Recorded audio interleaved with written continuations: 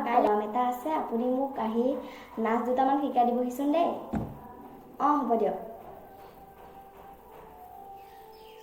এই প্ৰগ্ৰামৰ পইচাকেইটা পালে মাৰ চিকিৎসা কৰিব পাৰিম ভালকৈ।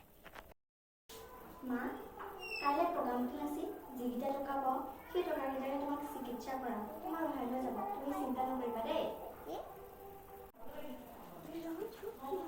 হেল্ল', দাদা, কালি মই নাচা পুৰস্কাৰ পাইছোনে? নাই পোৱা। কি হ'ব এতিয়া? ইমানবোৰ পইচা মই ক'ত পাওঁ? মাৰ চিকিৎসা কেনেকৈ কৰিম? মাৰ কিবা হ'লে মোৰ কি হ'ব? হেল্ল', দাদা, মোৰ ছোৱালীজনীক পুৰস্কাৰটো দি দিবচোন। যিমান পইচা লাগে মই দিম, মুঠতে পুৰস্কাৰটো দি দিব।